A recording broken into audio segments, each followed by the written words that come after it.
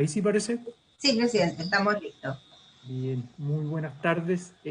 Todavía no tenemos quórum para iniciar formalmente. Igual vamos a comenzar en comité.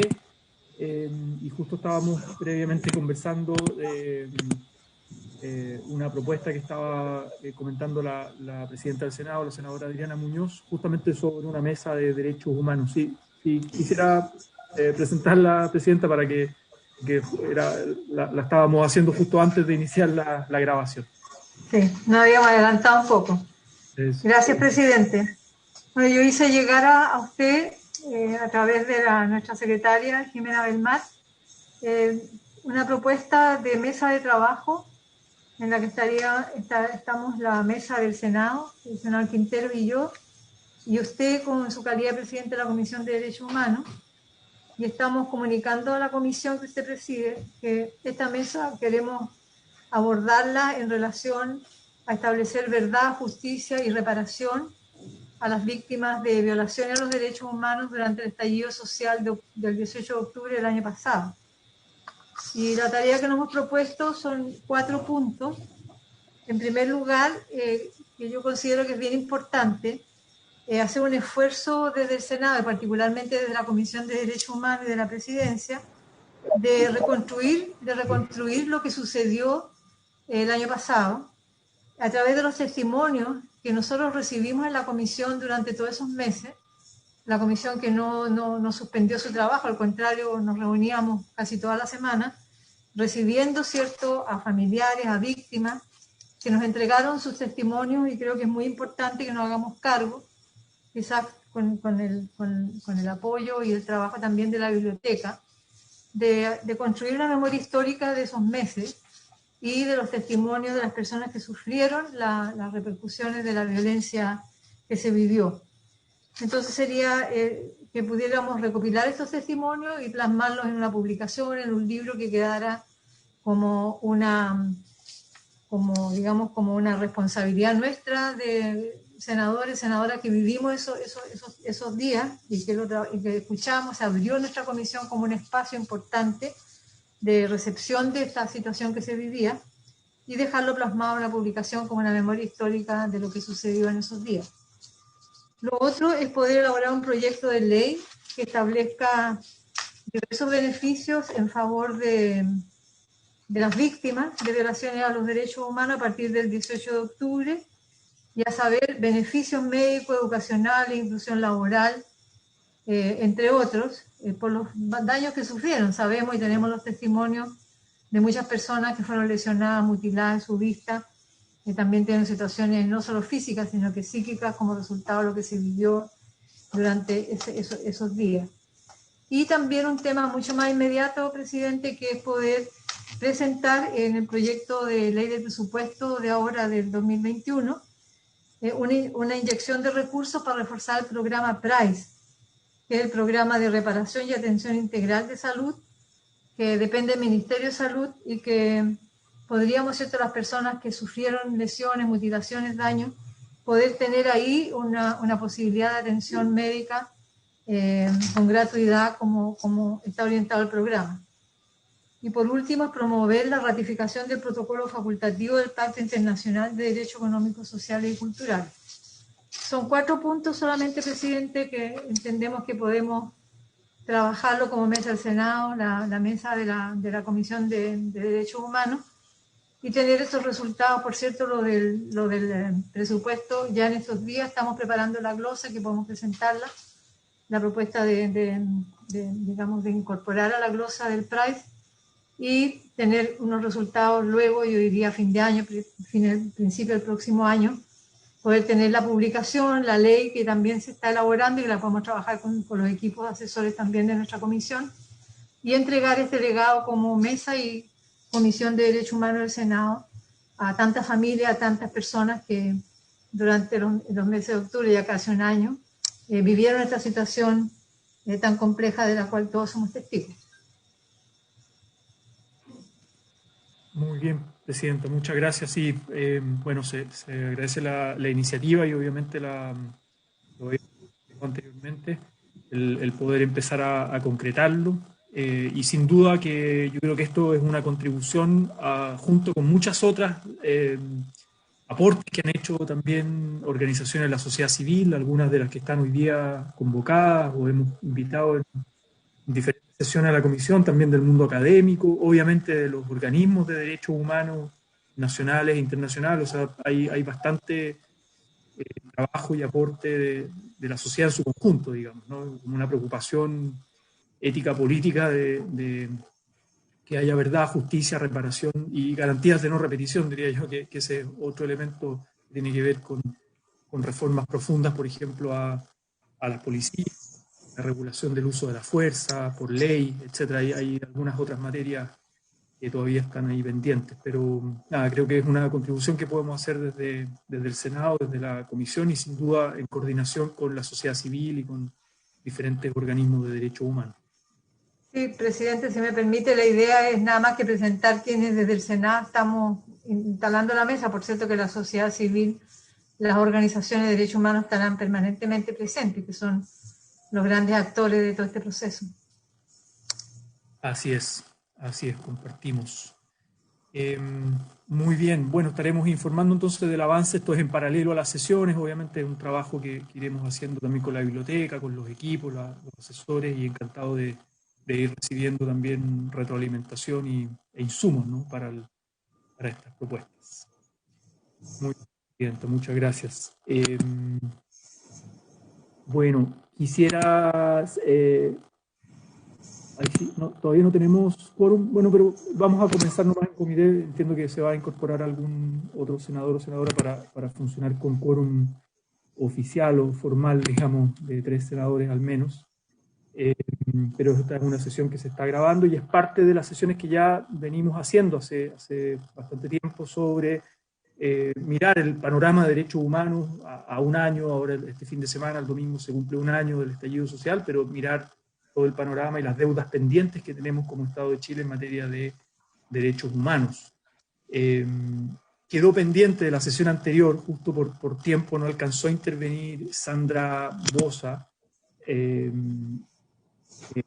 Le agradecemos la disposición porque estuvo toda la sesión y no alcanzó a intervenir por tiempo, y ahora entonces le damos en primer lugar, y luego obviamente también le daremos la palabra al profesor Claudio Nash, que entiendo solo puede estar una primera parte de esta sesión.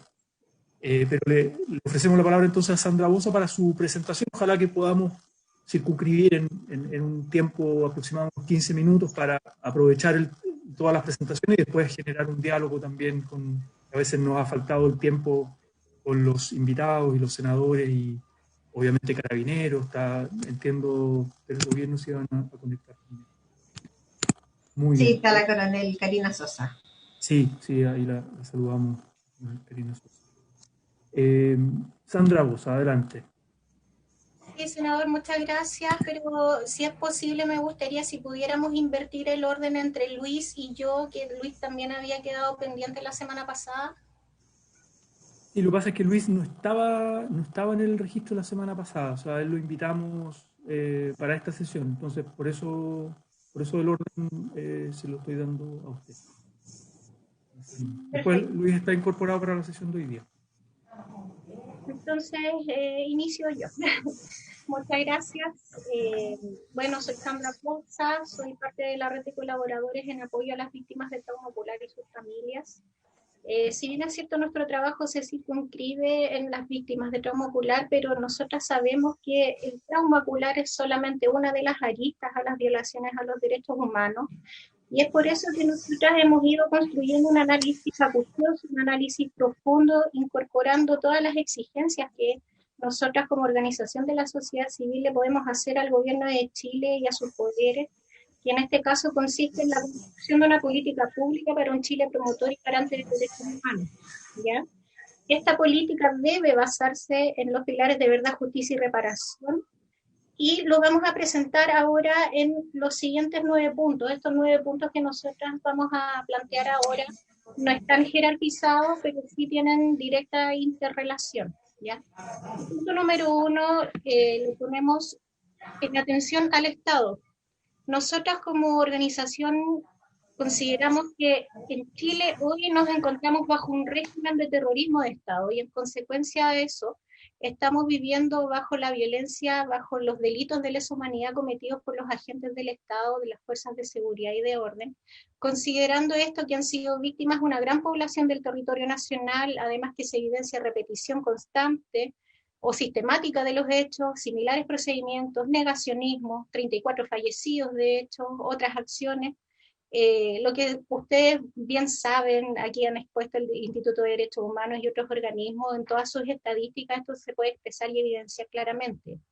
La mayor parte de las denuncias que se ha hecho según estos organismos han sido, por ejemplo, el 88,8% en contra de carabineros y en unos porcentajes menores hacia las otras fuerzas.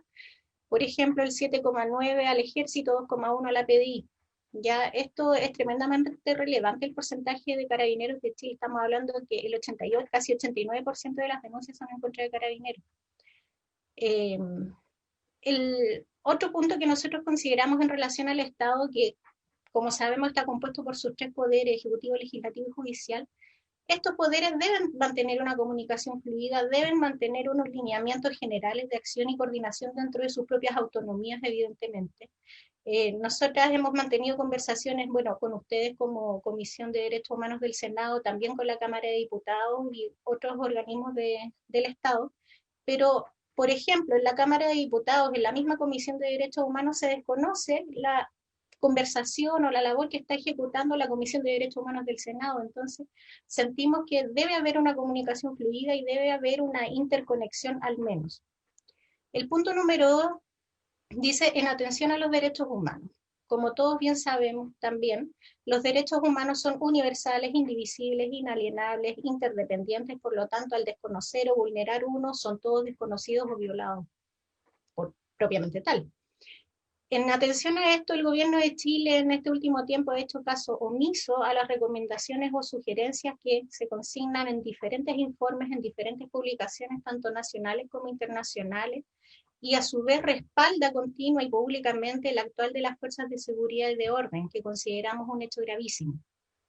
Observamos también que la sociedad en su generalidad normaliza las violaciones a los derechos humanos, que se considera que se expresan únicamente, por ejemplo, cuando hay casos de tortura, desaparición, asesinato, mutilaciones, etcétera, los casos graves, siendo que existen muchas otras vulneraciones que no son tremendamente violentas como las anteriores.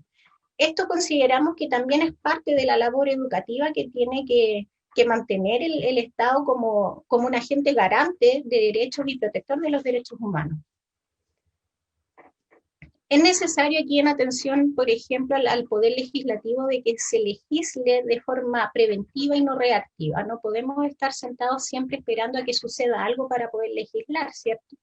Por lo tanto, nosotros planteamos de que tiene que construirse esta política pública para, primero, obviamente, de forma reactiva, poner atajo a las vulneraciones a las cuales estamos siendo víctimas hoy, constantemente e históricamente, pero así también poner un alto y prevenir hacia el futuro las futuras, valga la redundancia, vulneraciones a los derechos humanos en cualquier situación, en cualquier circunstancia, poniendo fin también a la criminalización del movimiento social. Ligado a lo anterior, la política pública que se genere debe considerar el abordaje de este trauma para la sociedad en su conjunto, estableciendo la protección a la defensa de los derechos humanos como un eje central de toda la política que ejerce el Estado a través de todas sus futuras administraciones y obviamente la actual, bajo las medidas inmediatas, ¿sí? El punto número 3, nosotros le mencionamos como en atención al concepto de discapacidad. Consideramos que se observa una estrategia hoy en día que apunta a debilitar y destruir el movimiento de la lucha social mediante la generación de discapacidad, esto entendiéndolo como la falta de funcionalidad autónoma, generando estados de dependencia, aumentando la pobreza, el miedo, la frustración, etcétera, para la que la participación de las luchadoras y luchadores sociales, su familia, su comunidad, sus territorios, vaya cada vez perdiendo más fuerza. Consideramos que el Estado es un generador de discapacidad, atendiendo además, por ejemplo, la precariedad, la injusticia social, la desigualdad. En términos concretos, por ejemplo, es inexistente, no sé, por ejemplo, la posibilidad de nutrirse de forma balanceada, la oportunidad de recibir atenciones médicas pertinentes de todo orden, y aquí incluso sin mencionar las grandes falencias que tiene nuestro país en términos de salud mental, hacinamiento, sobrecarga laboral y un sinfín de aristas que ustedes ya bien conocen. El punto número 4, nosotros lo mencionamos como en atención a las víctimas de los delitos de lesa humanidad, mutilaciones y marcas. Es necesario, consideramos, dar relevancia a la concepción de sobrevivientes de tortura y represión de la violencia ejercida por el Estado y sus agentes, restitución del buen nombre y término de la estigmatización por parte del Estado. Esto pone de protagonista a la violación a los derechos humanos en democracia. La estrategia política de control y orden social desde la mirada de las mutilaciones se puede asociar a la mutilación de la persona a través de la pérdida de libertad. Esto ligado a lo que yo mencionaba con anterioridad. Las marcas en los cuerpos van mucho más allá de una cicatriz, van mucho más allá que una herida, una lesión, sino que aquella marca provocará una revictimización constante en la persona al momento de mirarse en el espejo, al momento de dar explicaciones de por qué tienes eso en tu cara, por qué tienes eso en tu hombro. Esto es perpetuo, esto es constante. Existen hasta el día de hoy personas que deben convivir y probablemente toda su vida con perdigones alojados en sus cuerpos que no pueden ser extraídos, que son inoperables, están alojados en lugares muy, muy profundos, por ejemplo, y se desconoce también las consecuencias de la calidad de vida que esto acarrea para estas personas. El punto número 5, para las mutilaciones en específico con consecuencia de trauma ocular. La causa que genera el trauma ocular proviene de esta estrategia política de orden y desarticulación de la lucha social en Chile.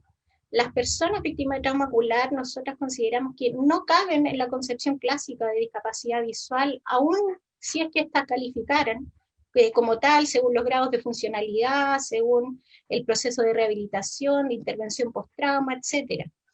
Esto no es algo congénito, no es un accidente, no es una enfermedad, estas son violaciones a los derechos humanos. Nosotros sabemos, bueno, por ejercicio de la profesión, la mayoría que nos conformamos inicialmente en la organización somos profesoras de educación diferencial, especialistas en visión y por ejercicio sabemos que la realidad de la atención efectiva para las personas con discapacidad es bastante escasa y las que existen son lideradas por organizaciones privadas, por fundaciones, por particulares, lo que se traduce esto en altos costos, pocos programas integrales y también aquí asociado a lo que es el trauma ocular, la inexistencia, literalmente la inexistencia de programas específicos de estimulación visual para los remanentes visuales con las que quedaron estas personas que fueron víctimas. Otro punto importante a considerar es que Chile presenta la tasa más alta a nivel mundial de víctimas de trauma ocular provocadas por agentes del Estado. No hay una experiencia similar en el mundo, por lo que se debe crear una política pública específica, un plan de acompañamiento específico para la reparación, y hoy no existe un modelo que se pueda replicar para poder implementarlo en Chile. El punto número 6 dice, en atención a la prisión y persecución política. Se evidencia una criminalización de la lucha social en Chile. Se busca identificar a los actores sociales, dirigentes, luchadoras y luchadores para mutilar sus esfuerzos y convicciones a través de esta marca permanente en los cuerpos, en su vida, en su historia familiar, en su comunidad. Mientras las familias y las organizaciones de la sociedad civil luchamos y luchan por exigir la libertad de los presos políticos, se apoya a las familias para cubrir sus carencias, sus necesidades inmediatas. Mientras sucede todo esto, la administración del Estado aprovecha este tiempo para determinar una nueva legislación que permita condenar a los luchadores sociales, así como también continuar adquiriendo armamento para reprimir, para violentar y para silenciar la lucha del pueblo. En lo inmediato, se debe garantizar que las fuerzas de seguridad y de orden pública tengan como prioridad la defensa, integridad y protección de la vida de las personas, evitando realizar detenciones arbitrarias en contextos de manifestaciones, violar sus derechos de cualquier forma o circunstancia, aquí ya un poco haciendo referencia, por ejemplo, a la recomendación número 12 del informe in loco de la CIP. Nosotros también solicitamos el fin de la aplicación de la ley antiterrorista y de la ley de seguridad interior del Estado en los actos que no tienen ese carácter derechamente, sino que es más que nada una persecución política con el único fin de castigar. El punto número 7 es en atención a Carabineros de Chile. En lo inmediato, nosotras como red de colaboradores en apoyo a las víctimas de trauma ocular y sus familias, exigimos como expresión de voluntad política para avanzar en la búsqueda de verdad, justicia y reparación, en primer lugar, la renuncia o destitución del general director de Carabineros, Mario Rosa. Le solicitamos al Poder Legislativo no aprobar el presupuesto 2021 para la institución hasta que se manifiesten públicamente las garantías de no repetición. Prohibir inmediatamente el uso de armas menos letales en todo contexto y con especial énfasis, obviamente, en manifestaciones y protestas. Solicitamos también en atención en lo inmediato ordenar la actuación de funcionarios de Carabineros de Chile en sintonía con los estándares internacionales de los derechos humanos. Nosotras consideramos que no se puede dejar al criterio personal o la valoración personal de los funcionarios de Carabineros para determinar si es apropiado o no apropiado el uso medido o desmedido de la fuerza. Aquí se le ha hecho un maquillaje superficial a los protocolos, lo que como todos ya podemos ir evidenciando que siguen sin aplicarse y siguen saltándose estos protocolos. Carabineros, nosotros consideramos que está a todas luces entorpeciendo las investigaciones judiciales. Se inventa o manipula evidencia, se inculpa, se falta la verdad, lo que esto ya se va constituyendo como en una práctica común de los funcionarios de los Carabineros de Chile. Esto constituye delito y esto además debe ser manejado como tal. Inventar evidencia constituye delito.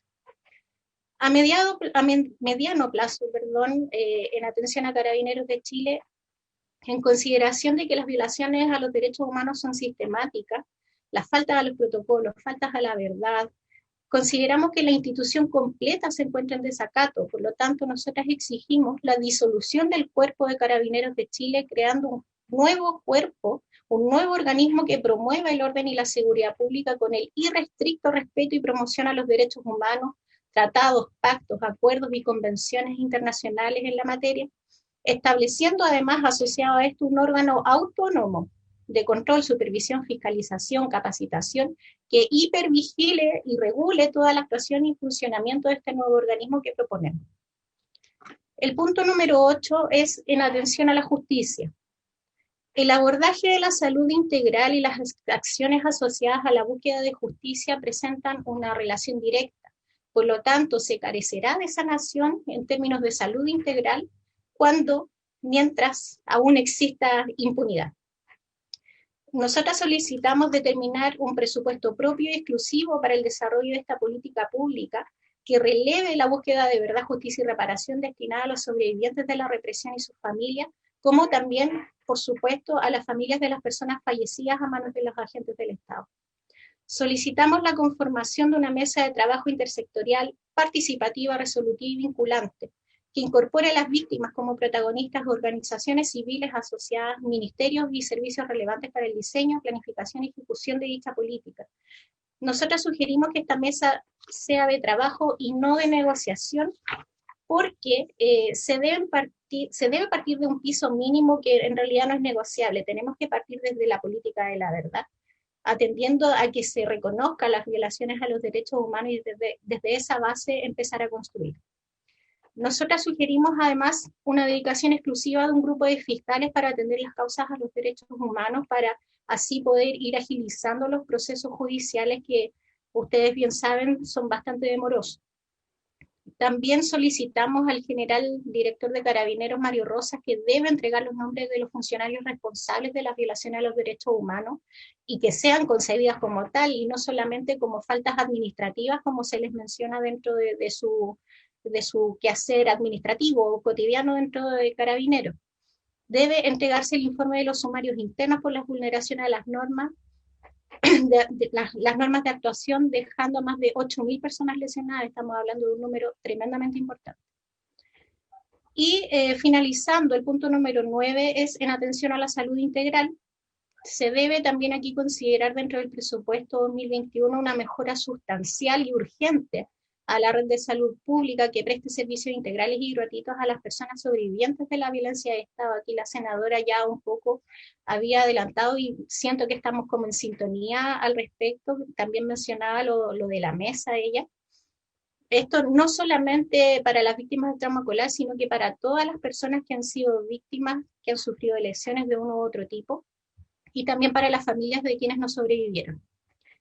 En específico, respecto al programa integral de reparación ocular, el PIRO, generado el año recién pasado, a fines de año, es imperioso, de verdad que es imperioso que se genere una cobertura nacional, descentralizando las atenciones en el Hospital Salvador, que además este es un lugar que provoca revictimización terrible. Se debe ampliar la cantidad de especialidades y especialistas por cada área de atención. Esta diferenciación no tiene que ver solamente con las víctimas de trauma ocular. Nosotros consideramos que se deben crear centros locales, centros cercanos a los domicilios en las regiones, fortalecer las instituciones que ya están, por supuesto, para que se haga una intervención asociada a las violaciones a los derechos humanos y todas las víctimas que hemos sido testigos, ¿cierto? No solamente las víctimas de trauma ocular, sino que el PIRO debe expandirse a todas las personas que fueron víctimas de un grado u otro grado de la violencia del Estado. Todo esto Sandra, solo un segundito de interrupción que se me había pasado a mí, me había avisado hace un rato Jimena, la secretaria, que ingresó el senador Navarro, entonces tenemos quórum para iniciar formalmente la sesión y antes que, o sea, ya está pasada la hora, pero fue error mío porque ya había ingresado antes el senador. Entonces, en nombre de Dios y la Patria se abre la... iniciamos formalmente y disculpe la interrupción para que pueda continuar.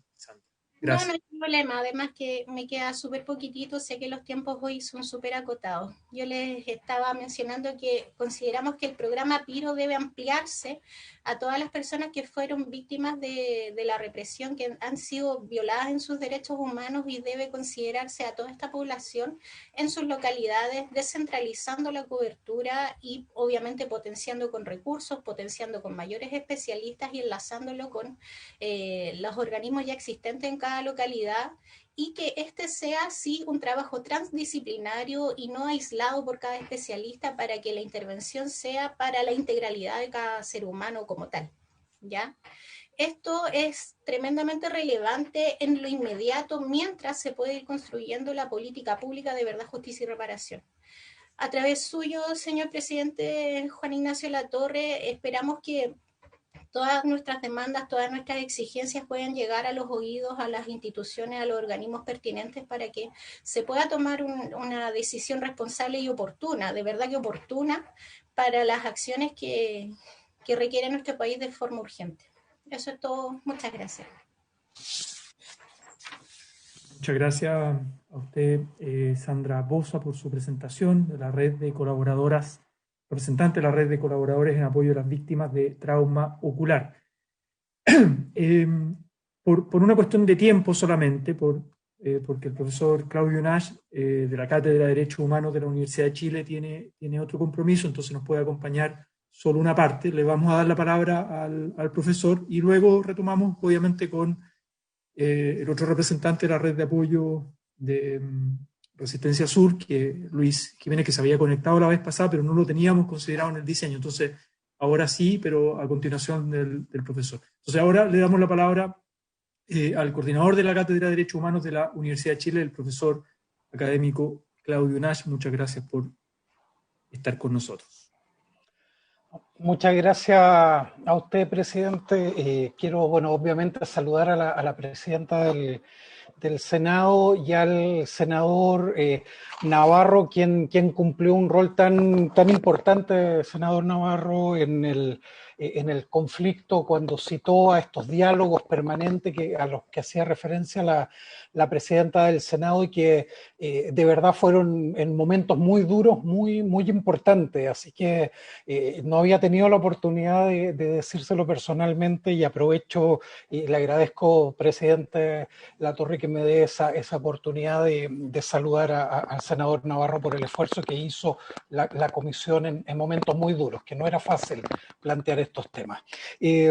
Yo quiero, presidente, plantear un tema que me parece importante empezar a trabajarlo en esta lógica de mirar el futuro, pero también de tener impacto en lo que está sucediendo hoy día en términos de derechos humanos, y está muy en sintonía con la propuesta que estaba haciendo al comienzo de esta discusión la señora presidenta del Senado.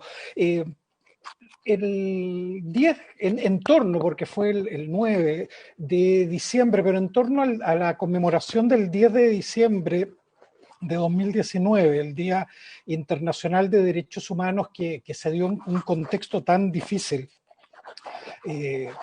junto a un grupo de organizaciones tradicionales de derechos humanos, pero también de las que venían surgiendo en el país en ese momento, hicimos una propuesta de lo que llamábamos un gran acuerdo por los derechos humanos en Chile, frente a la crisis de derechos humanos, a los informes que estaban ya presentándose a esa época sobre la situación de violaciones graves, masivas, y a esas luces ya evidentemente sistemáticas de derechos humanos. Proponíamos un acuerdo, y uno de los aspectos que consideraba ese acuerdo era la creación de una comisión de verdad, justicia y reparación, que permitiera, y ese era el objetivo de esta propuesta, tener una comisión que permitiera obtener un relato compartido socialmente sobre el momento de grave crisis que vivía el país, y a partir de eso poder proponer un conjunto de medidas, particularmente una política de reparación. En ese contexto, y creo que esto ha ido cobrando fuerza con el paso del tiempo, se justifica utilizar aquellos mecanismos que han demostrado ser útiles en la salida de los conflictos, en el post-conflicto, como las comisiones de verdad. Chile tiene una experiencia interesante en esta materia a nivel mundial, utilizar esos mecanismos como una forma de enfrentar la crisis y poder salir de ella. En ese sentido, no tener un relato compartido como sociedad sobre la magnitud de las violaciones de derechos humanos, sobre las responsabilidades, sobre el contexto en el que se han venido dando, nos parece que no contribuye al esfuerzo compartido de aportar todos, desde las distintas instituciones a las que pertenecemos, en superar este momento tan duro que le ha tocado vivir a nuestro país.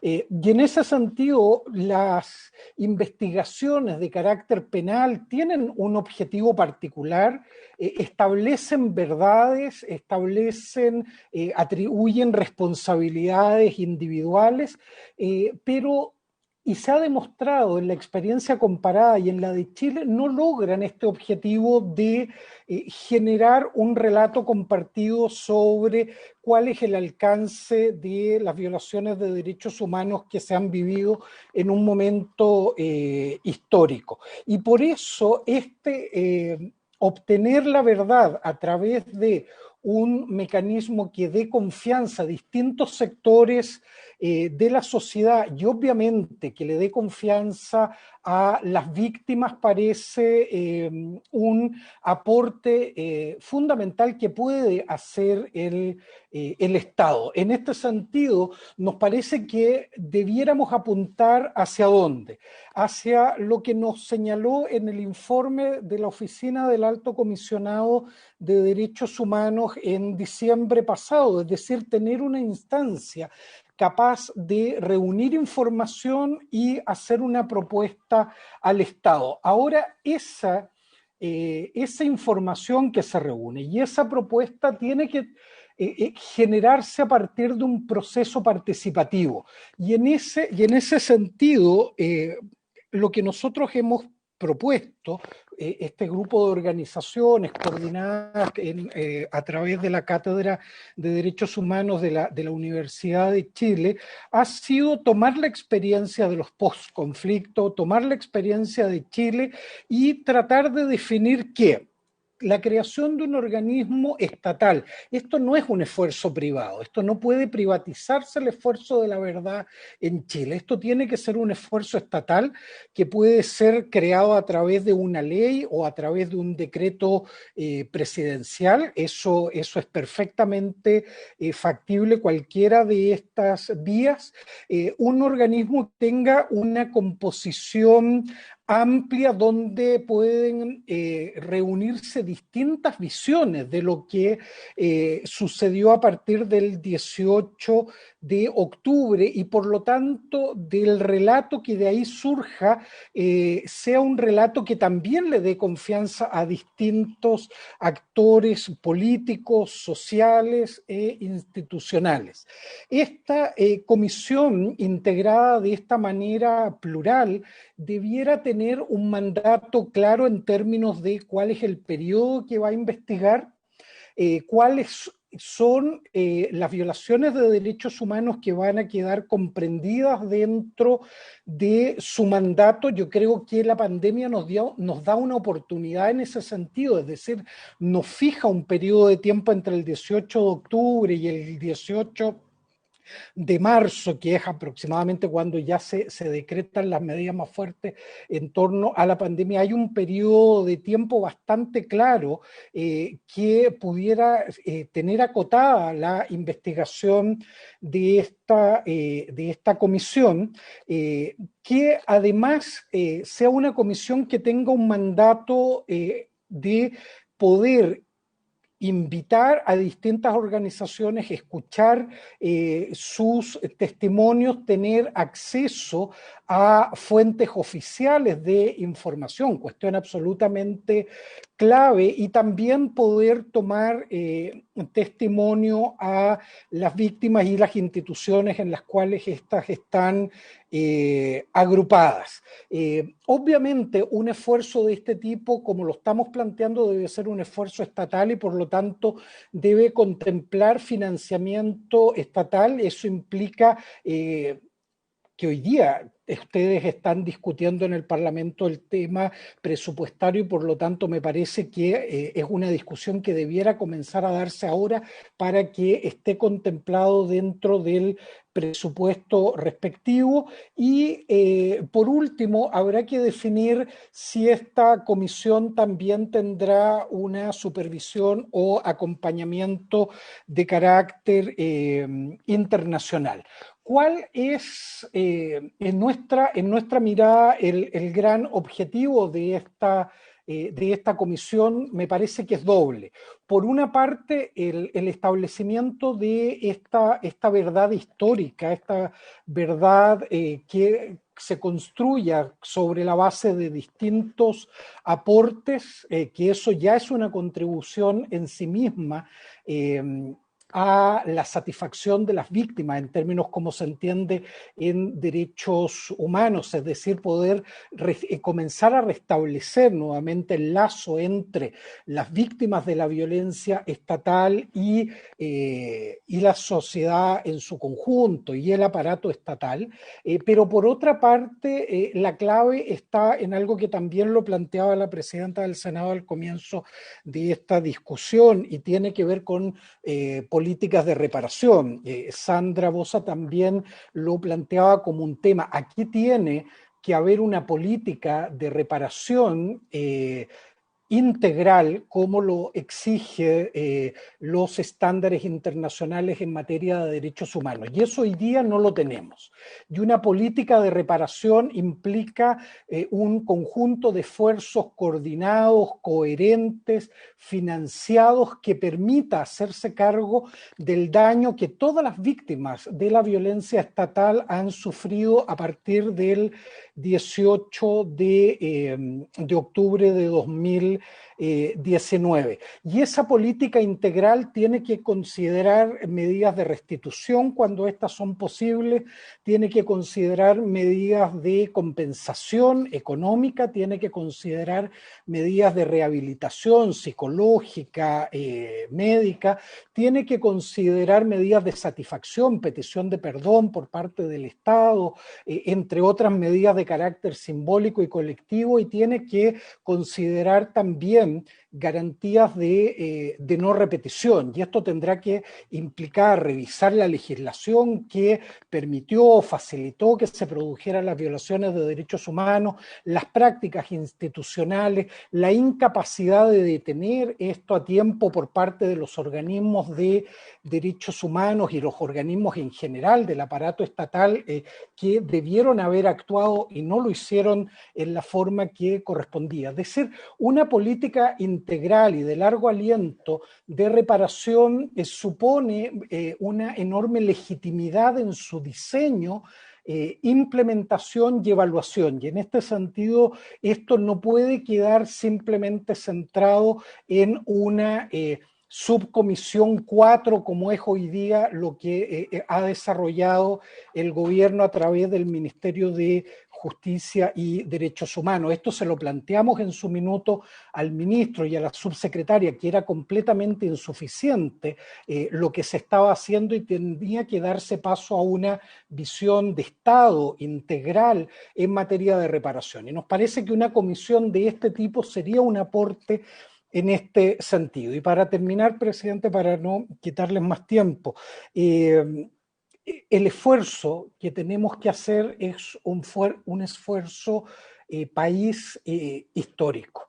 El año 90 construimos o comenzamos a construir una democracia que la promesa era que se iba a fundar sólidamente en derechos humanos y además que íbamos a poner los derechos fundamentales en el centro del diseño institucional. Lo que vivimos desde el 18 de octubre en adelante es el fracaso de ese compromiso. Como generación, y aquí el senador Navarro, la presidenta del Senado, que actuaron como protagonistas en esa reconstrucción democrática y en la lucha contra la dictadura, asumirán conmigo y muchos otros también que fracasamos y que hoy día estamos hablando de algo que el compromiso era que no ocurriera nunca más y volvió a ocurrir. Ok, la pregunta es, ¿qué medidas vamos a tomar hoy entonces para que esta vez ese compromiso del nunca más sea una realidad y en 20, 30 años más, con más canas probablemente, no tengamos que volver a pedirle perdón a los jóvenes de este país por la violencia que han sufrido en una futura crisis social? Ese lujo no nos podemos dar de fracasar 3 veces en el mismo tema, en el marco de la vida de una generación. Yo creo que esta segunda vez es suficiente y por eso tenemos que actuar con la máxima seriedad para que esto no vuelva a ocurrir nunca más. Y si en eso, como Universidad de Chile, como Cátedra de Derechos Humanos, presidente, podemos colaborar de alguna manera, cuente absolutamente con el esfuerzo de toda la universidad tras generar esta respuesta frente a la violencia desde un enfoque, desde una perspectiva de derechos humanos. Muchas gracias por este tiempo y por permitirme intervenir en esta parte, porque tenía, como ustedes saben, un compromiso adquirido previamente, pero me parecía que estar aquí unos minutos al menos era muy importante para nosotros. Muchas gracias, presidente Latorre. Muchas gracias, profesor Claudio Nash, por su intervención, sus reflexiones, aporte y además su disposición también a colaborar. Yo creo que la propuesta que hemos hecho, que la ha presentado la presidenta del Senado al comienzo, creo que puede ser un muy buen punto de partida, como comentábamos, y ahí se podría reforzar sin duda. A propósito de aquello, antes de dar la palabra a nuestro siguiente invitado, como tenemos quórum ahora, podríamos recabar el acuerdo simplemente para impulsar esta propuesta que se presentó al comienzo, que se compartió también con la comisión, con todos los senadores de la comisión, para también, bueno, solicitar el apoyo de la biblioteca y que sea un trabajo la presidenta ha ponido unos plazos aproximados, ¿no? Lo tendremos que ver en detalle, pero que podría ser de aquí al final del periodo, ya sea diciembre, o sea, diciembre de este año, enero del próximo, antes de, obviamente, concluir como nuestro periodo. ¿No? Entonces, bueno, eso queda abierto. Pero ¿les parece recabar el acuerdo, senador Navarro? ¿Estaría de acuerdo? Muy bien. Muchas gracias. Perfecto. Acuerdo, presidente. Gracias, senador. Ahora sí le quiero ofrecer la palabra a Luis Ignacio Jiménez, de la Red de Apoyo a Lesionados Oculares en Resistencia Sur. Ahora sí, don Luis, muchas gracias por la paciencia también de esperar. La vez pasada no lo teníamos contemplado en la tabla, así que lo incorporamos hoy día. Le ofrezco la palabra.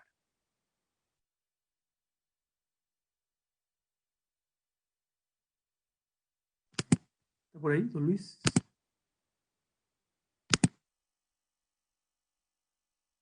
¿No se escucha? Luis Jiménez. ¿Sí? ¿Le ofrezco la palabra?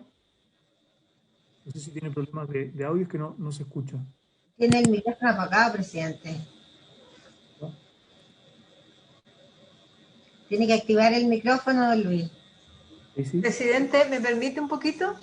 Sí, claro, senadora. Sí, antes que nos abandone el profesor Nash, solamente señalar que sería yo creo que un eje fundamental, una alianza de esta mesa que buscamos como comisión y mesa del Senado, una alianza con el Departamento de Derechos Humanos de la Universidad de Chile que usted coordina. Así que de ahí podemos ir ampliando el núcleo de trabajo con las organizaciones de la sociedad civil y por cierto, ir en esa línea de este relato común que usted nos señala que estamos buscando también a través de este esfuerzo. Cuente con eso, presidente. Muchas gracias, profesor. Muy de acuerdo. Ahí activaremos esas reuniones posteriormente. Presidente. Sí, senador Navarro. Parece que tiene un problema con el audio, ¿no? Porque no escucha, pero senador Navarro. ¿Me escuchan? Ahí sí. Bien. No, si se va a retirar el profesor Nash, agradecer sus palabras y también una pequeña pregunta, que en realidad es una gran pregunta respecto del tema de la formación en derechos humanos de Carabineros, que en toda la problemática que está abocado y dado esta cultura que ha sido cuestionada respecto del procedimiento y también de lo que hemos conocido como montaje, que están también dentro del ámbito de los derechos humanos, no se respeta el derecho humano a los detenidos. Solo preguntarle si la universidad ha hecho una evaluación del procedimiento de los cursos que Carabineros nos ha señalado en más de una oportunidad. Se están instruccionando tanto la tropa, la oficialidad en esta materia. Y si ha habido alguna coordinación, está también la generala Karina Sosa, ¿no? Que nos ha contado en más de una oportunidad, y si es posible cooperar con aquello. Yo creo que resulta muy importante en estos momentos poder tener una visión crítica y propositiva también de los procesos de enseñanza o intervención en los planes de formación de Carabineros en materia de derechos humanos. Y dada la cátedra y el prestigio de la Universidad de Chile y también en lo personal de don Claudio, podría ser muy importante, porque es el centro de la búsqueda de mejorar la condición del respeto a los derechos humanos. Es una institución que está cuestionada por eso, y en especial por la ciudadanía. Eso, presidente. Bien, no sé, don Claudio, profesor, si tiene ahí algún minutito antes de retirarse, obviamente, puede responder esa reflexión y luego con los invitados. Sí, sí, presidente. Senador Navarro, nosotros, y en particular, y le digo, en mi caso, hemos sido invitados en más de alguna ocasión a hacer algún curso, a dictar alguna charla de alguna época, en algún momento, incluso en ACIPOL, estuvimos ahí participando, pero siempre ha sido una participación nuestra más bien de carácter esporádico, es decir, algún taller en concreto, pero no, nosotros al menos como cátedra y antes en el Centro de Derechos Humanos, donde yo estuve ahí también desde el 2002, por lo tanto hay una historia ahí larga en la universidad en estos temas. Nunca se nos ha pedido digamos, entrar a los temas más de fondo de qué se está enseñando, cómo se está enseñando, pero sí hemos participado, y esto lo digo porque en este esfuerzo que debe ser compartido, nadie se puede restar, y nosotros como universidad, esto lo hemos dicho en todos los ámbitos en los que hemos podido. Nosotros no vamos a mirar desde fuera ni desde lejos diciendo, oiga, aquí este es problema de otros. No, si nosotros podemos colaborar, nosotros vamos a estar disponibles para colaborar, y en ese sentido sí se genera un esfuerzo ahí para, por ejemplo, revisar los planes de estudio, ver de qué manera se puede avanzar en aquello. Por supuesto que estamos a disposición. Ese es nuestro rol como universidad pública. Eso es lo que nos diferencia tal vez de otras universidades, es que nosotros estamos al servicio de este tipo de discusiones. Ese es nuestro papel como universidad, así que no lo hemos hecho, pero estamos disponibles para hacerlo.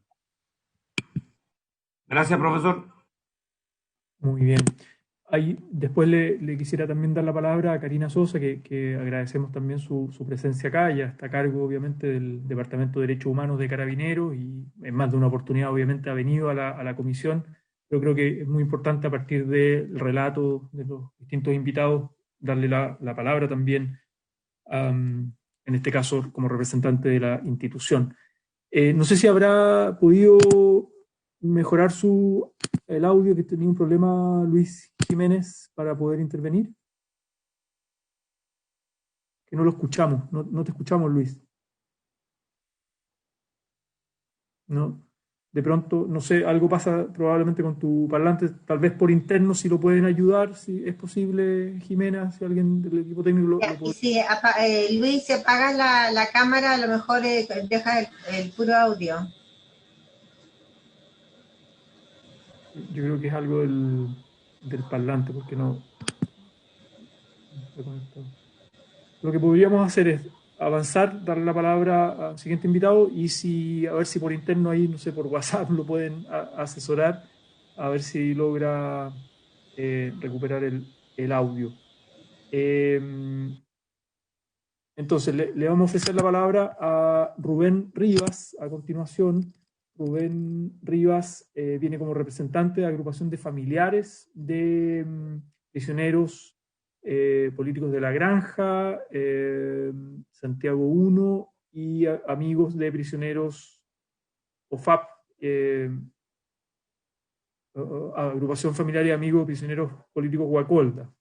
Está Rubén Rivas, y además lo acompaña, entiendo, Irán Villagra de Codepu, ¿no? Abogado de Codepu. Entonces, entre los dos van a ocupar su tiempo de presentación. Don Rubén Rivas, adelante.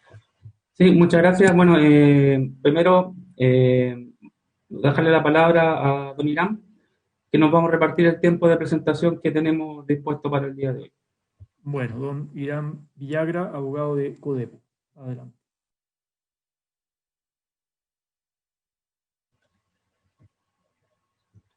Ahí sí. Ya. Bueno, buenas tardes. Con la venia de los honorables diputados, de los senadores, perdón, hemos sido convocados por los familiares de presos políticos de la jornada de octubre, los llamados estallido social. Y cuando decimos presos políticos es lo primero que tenemos que aclarar. Efectivamente, desde la estricta doctrina jurídica, ellos son presos políticos. ¿Qué es un preso político? Una persona que está detenida por conductas que atacan el estado de cosas, las formas de gobierno, los poderes políticos.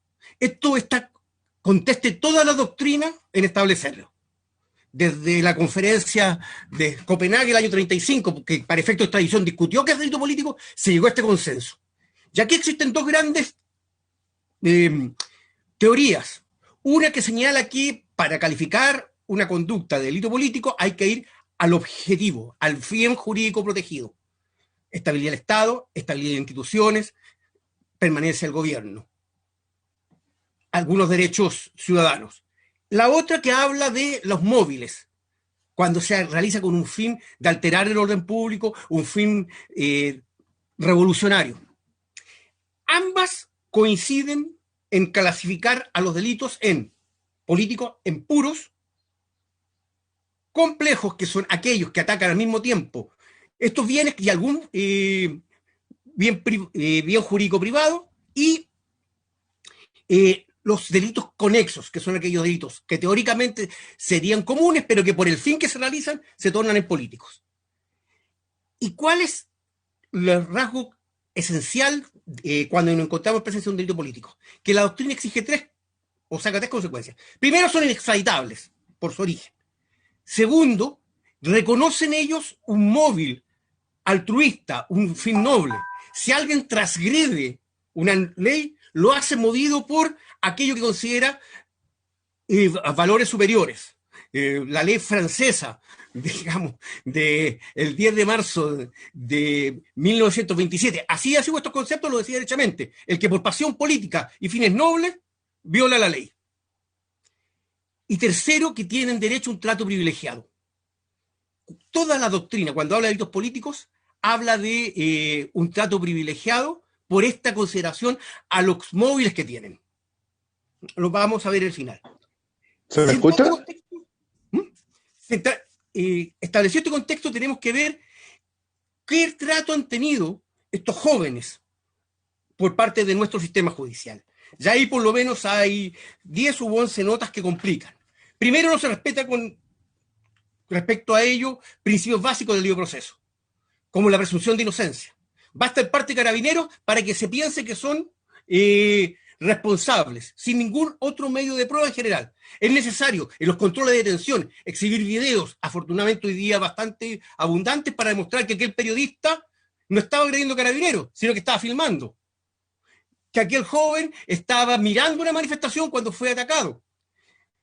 En general, cuando hemos obtenido la declaración de ilegalidad, ha sido por otros factores y no por la presencia exacta de aquel nivel que utilizan los jueces de garantía frente a los estándares de un delito común. Segundo tema, que no es menor frente a esto, que estos muchachos sufren un rigor bastante marcado por parte de los tribunales. Hay un rigor excesivo. Y este rigor excesivo nosotros le encontramos dos causas. Una, la abierta intervención del Ejecutivo. Cada vez que se discute alguno de estos temas y tiene alguna relevancia, el Ejecutivo da señales públicas, presionando y exigiéndole a los jueces algún tipo de pronunciamiento. Y segundo, y hay que decirlo, también temas bastante graves de sesgo político indebido por parte de los jueces. En una libertad provisional que se discutió en la Corte de San Miguel, donde el propio Rubén Rivas, que aquí llega, se les mantiene la prisión preventiva que estuvo en ese momento por peligro para la seguridad de la sociedad. Y se fundamentó en el contexto político por todos conocidos. Es decir, el juez considera el contexto político para hacer un juicio de peligrosidad social sobre la persona. Y ni más ni menos que la sala. Si eso no es derecho penal de autor, no sé qué será. Y sin embargo, a los 4 o 5 meses se desvanece la acusación y ellos hoy día afrontan un juicio abreviado con pena que en todo caso lo van a dejar en libertad. Y esto es un fenómeno repetido. Hay muchos fallos o resoluciones de cortes de apelaciones que en función de la opción política es que se da un rigor. Tercero, y dentro vincular con lo mismo, las dificultades para acceder a las libertades provisionales. Los estándares que se le exigen a ellos son bastante superiores al resto de los delitos. Hay circunstancias absurdas en que las penas que arriesgan serían excarcelables por la penalidad que arriesgan, y sin embargo se les mantiene en prisión preventiva. Y cuando se les cambia, normalmente para cautelares menos intensas, se va a la inmediatamente inferior, que es la reclusión domiciliaria total. Hay una mano dura que es un problema. Están los problemas probatorios, informes de Carabineros que nunca llegan cuando son favorables, pruebas sesgadas, una gran cantidad de irregularidades probatorias que complican. Quinto, y hay que decirlo, la negativa de los fiscales a ofrecer soluciones alternativas cuando proceden. Y esto fue política oficial de algunas fiscalías. A mí me tocó alegar en una causa X, digamos, y le ofrecía al señor fiscal la posibilidad de llegar a un acuerdo alternativo. Él era de Maipú. Y me dijo, por órdenes de nuestro fiscal tenemos prohibición, de nuestro fiscal jefe tenemos prohibición de ofrecer cualquier salida alternativa en este tipo de causas que derivan del estallido social. Y lo gracioso es que la salida alternativa que hubieran accedido era más gravosa que la pena que arriesgaban, porque era desorden simple. Es decir, el hecho de ser condenado, el tiempo que él habría estado sujeto es menor que el que le puede dictar el juez. Y en todo caso se hubiera aplicado el 398, y sin embargo se negaron a hacerlo. Otro tema complejo es el uso de una tipicidad aberrante, abusiva o excesiva. Nos referimos a esto cuando la conducta no encaja con el tipo penal, sin embargo se la arrastra para hacerla coincidir en ella. Dos tipos son especialmente complicados ahí. El tema de los delitos de incendio y el tipo de homicidio frustrado. Entendemos que el delito de incendio protege que con el fuego no se causa estrago en bienes, pero muchos muchachos que han encendido barricadas son acusados del delito de incendio, con penalidad altísima. O sea, quemar un negocio es distinto a quemar una barricada, a encender una barricada, y sin embargo, para el fiscal es lo mismo, y pide las mismas penas. Y en el homicidio frustrado, basta que se use un arma de fuego para acusar de homicidio frustrado a carabineros, aunque primero no haya ninguna prueba del ánimo necandi, del ánimo de matar, y segundo, nadie haya sido lesionado, y que no hubiera posibilidad de ser lesionado. Un disparo contra una comisaría hecho con un arma hechiza no alcanza, y sin embargo, homicidio frustrado. No la ley de control de armas simple, que es lo que hubiera correspondido. Este uso abusivo de los tipos penales complica. 7, los plazos excesivos de investigación. Que es particularmente grave en el caso de los menores. La ley de responsabilidad penal adolescente establece plazos cortísimos, y sin embargo, Fiscalía se olvida de ellos y pide ampliaciones de plazo que los exceden. 2 o 3 veces los jueces le han dicho, oiga, pero si es menor de edad. Con esto estamos excediendo el plazo de la RPA. Y han tenido que quitar de inmediato el cierre. Finalmente, las condiciones gravosas de encarcelamiento. Y hay 3 factores. Primero, los castigos y traslados que da Gendarmería. Segundo, la situación bastante conflictiva de contacto con la población común, que muchas veces es usada por Gendarmería para que agreda a los presos políticos. Y ahí está el factor de la contaminación criminal, que tal vez pudiéramos referir en algún momento. Y los riesgos, obvio, de la pandemia. Las condiciones carcelarias de nuestro país sabemos cómo son, dramáticas. Y por el tema de pandemia no puede haber visitas. Hay graves dificultades para hacerles llegar alimentos que permitan mantener. Hay presos que realmente están sufriendo condiciones bastante serias. ¿Qué estamos hablando? Que presos que tienen derecho a un trato privilegiado, según el derecho, tienen por sus móviles altruistas, tienen un trato mucho más riguroso que si fueran presos comunes, invirtiendo lo que ordena la doctrina. Es justo y ético, y con esto finalizamos, que aquellos que abrieron la ventana a estos nuevos aires del proceso constituyente que corre en Chile, que provocaron este envión de cambio que toda o la gran mayoría del país reconoce como necesaria, sigan encarcelados o queden encarcelados, creemos que no. Por eso creemos que dentro del restablecimiento de un Estado de Derecho y de restablecer la vigencia de los derechos humanos, la libertad de los presos políticos y la revuelta es imprescindible. Devuelvo la palabra a Rubén. Sí. Rubén, si es posible ir acotando un poquito el tiempo.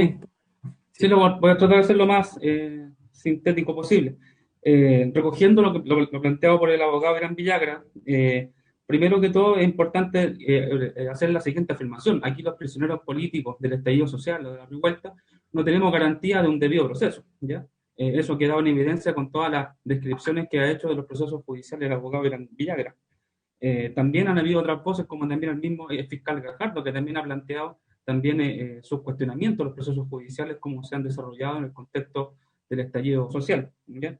Y esto se enmarca en un problema, ¿ya? En un problema que es realmente un problema del Estado, un problema de país, que hoy día estamos en una profunda crisis del Estado de Derecho, porque hay 2 principios fundamentales que hoy día han sido transgredidos y vulnerados, ¿ya? Uno es el principio de igualdad ante la ley, el cual se grafica claramente, por ejemplo, en el trato que recibe los camioneros que hicieron un festín en las carreteras del país, ¿ya?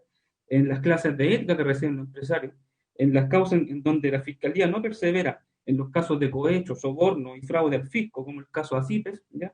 Y también, por ejemplo, lo que vimos hace una semana atrás en el caso de Ponce Lerú, ¿cierto? El principal financista de la corrupción en Chile, al cual le rebajaron la multa. Y ese trato, ¿ya? Es totalmente distante al trato que hemos recibido nosotros como prisioneros políticos de la revuelta, ¿ya?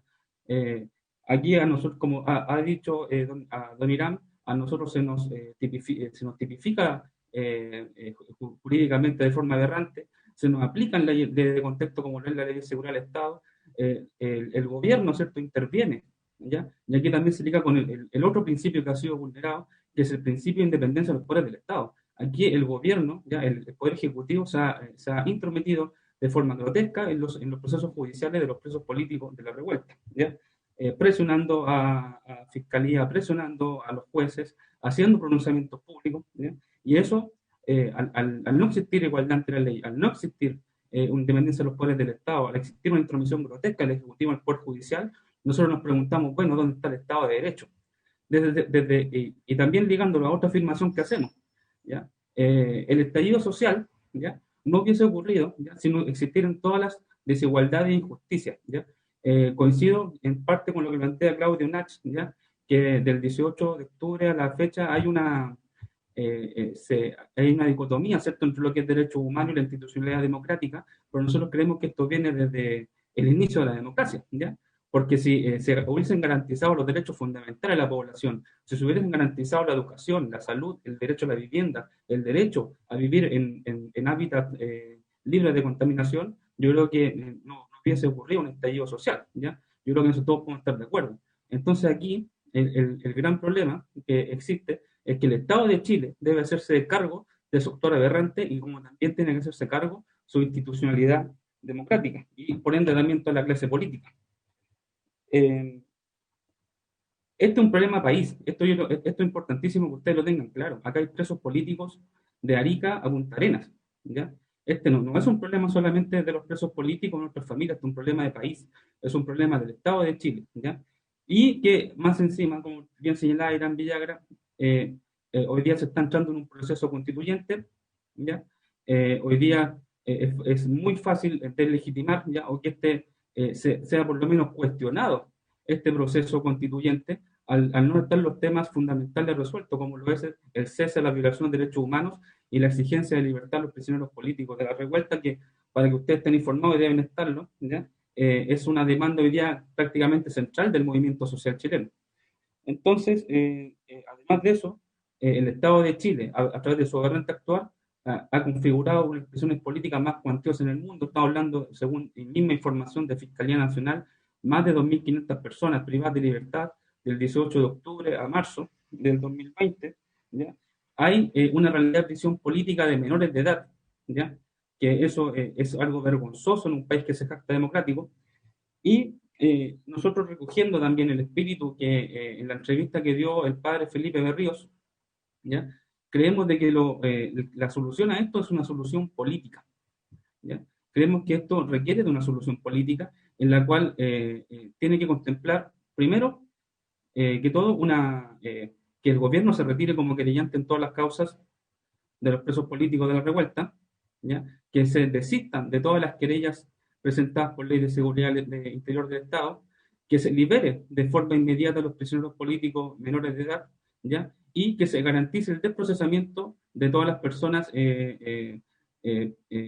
procesadas, formalizadas y privadas de libertad el 18 de octubre a la fecha en el contexto de manifestaciones sociales, ¿ya? Creemos de que una solución política es lo correcto, creemos que este no solamente un problema, lo planteamos nuevamente, esto no es solamente un problema de nosotros como prisioneros políticos, y no solo de nuestras familias, sino que es un problema país, porque cuestiona, ¿cierto?, el ADN, ¿cierto?, de la democracia. Entonces, la democracia, su institucionalidad y su clase política tiene que hacerse cargo. Y la forma de hacerlo es a través de voluntad y tiene que expresarse esto a través de una solución que no sea otra que una ley que puede ser una amnistía para los prisioneros políticos del estallido social. Recogemos las palabras de don Felipe Berríos, del sacerdote jesuita, y también estamos en comunicación con él, ¿ya?, y también plantearle de que él también está disponible ya para venir también a nuestras sesiones y también poner su punto de vista desde el ámbito del humanismo y del humanismo cristiano. Eso, muchas gracias por el espacio y nosotros vamos a seguir insistiendo con fuerza, ¿ya?, en esta solución política. Nosotros creemos que es lo correcto, creemos que es lo ético, creemos que es algo justo, ¿ya? Se han abierto un nuevo momento histórico en el país y aquí hay un ensañamiento, hay una política de castigo, hay una política de venganza, como diría Felipe Berríos, contra la juventud popular, y aquello no lo podemos permitir, ¿ya? Entonces vamos a seguir insistiendo y vamos a recurrir a todas las instancias posibles hasta lograr la libertad. Muy bien, muchas gracias Rubén Rivas y también al abogado Irán Villagra de Codepu y de Coacolda. Ahora sí, Luis Jiménez, a ver si te escuchamos. ¿Sí?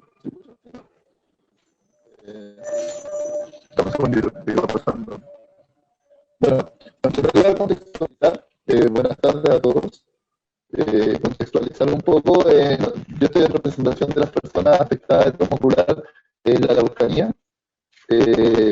Si bien el ministro Mañalich en algún momento dado presentó un programa de reparación integral para las personas con trauma ocular, y lo hemos recalcado miles de veces y en miles de reuniones, este programa no ha sido para todas las personas, solamente para las personas que viven en Santiago, la región metropolitana. Se escucha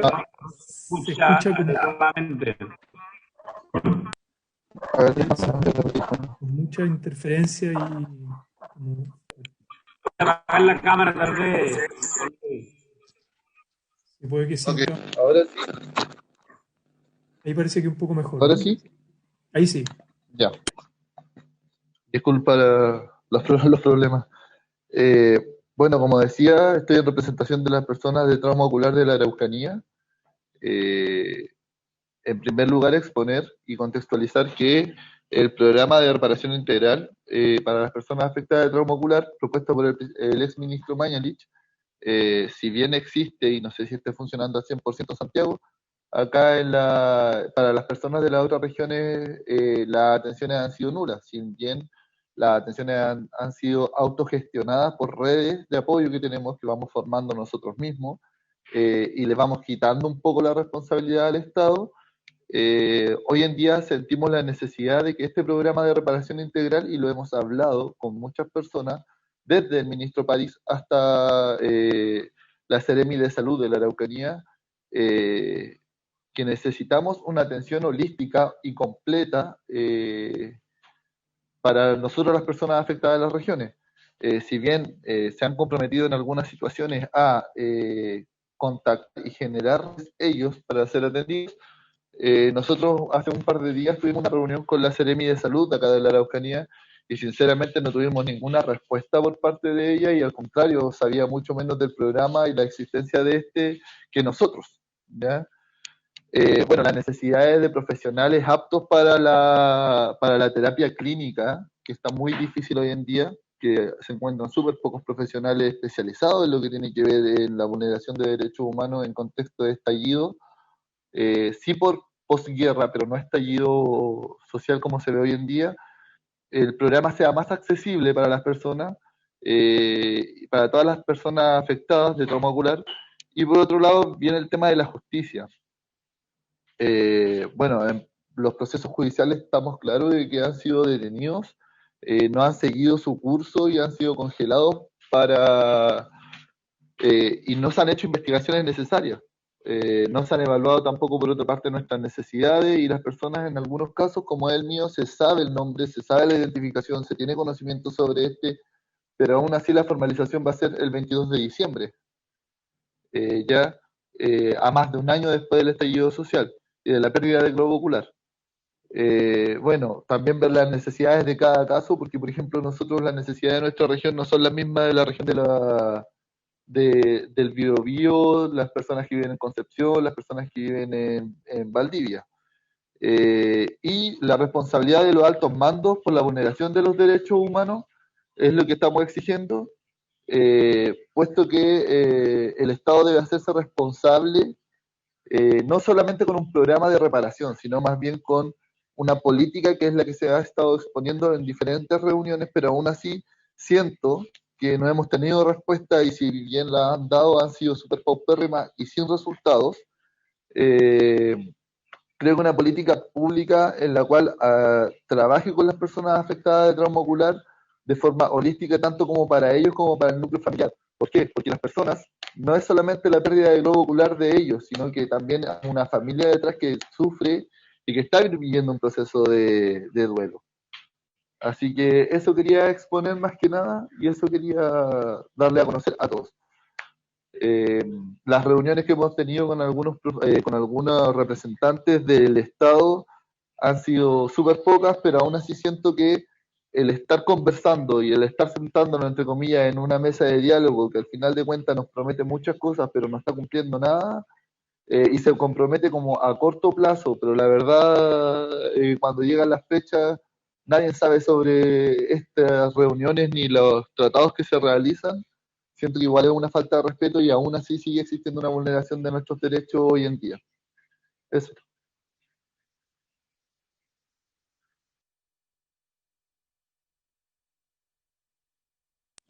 Muy bien, muchas gracias Luis por su presentación.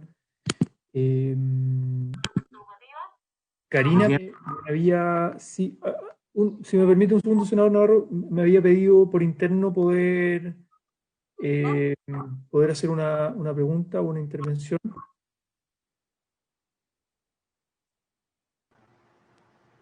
Sí, gracias, presidente, por su intermedio y lamentando que el profesor Nach haya dejado la sesión, porque efectivamente respecto a ese punto que preguntó el senador Navarro por su intermedio, presidente, quiero señalarle que efectivamente durante los años 2012, 2013 y 2014 el profesor Nach participó de los cursos de formación de instructores en derechos humanos aplicables a la función policial, donde efectivamente nos fue a entregar cátedras específicamente relacionadas con grupos sujetos a vulnerabilidad. Pero eso no es todo el trabajo que hemos hecho con la Universidad de Chile. Tal vez el profesor lo desconoce en este minuto, y yo le quiero contar que durante el año 2019 y 2020, 11 docentes de los 3 planteles más importantes de la institución, vale decir, de la Academia Superior de Ciencias Policiales, de la Escuela de Carabineros y de la Escuela de Suboficiales, hicieron un curso de formación institucional de docentes y relatores en prevención de la tortura. Este diplomado de 120 horas finalizó el 22 de junio, perdón, de 130 horas pedagógicas finalizó ahora en 2020, inicios de 2020. Y uno de esos cupos nos fue donado por el Instituto Nacional de Derechos Humanos. Paralelamente, y dado que la Universidad de Chile es mi casa de estudios también, volví al alma mater y conversamos con la profesora Nancy Yáñez, quien ahora está a cargo del Centro de Derechos Humanos de la Universidad de Chile. Y le solicitamos la creación también de un diplomado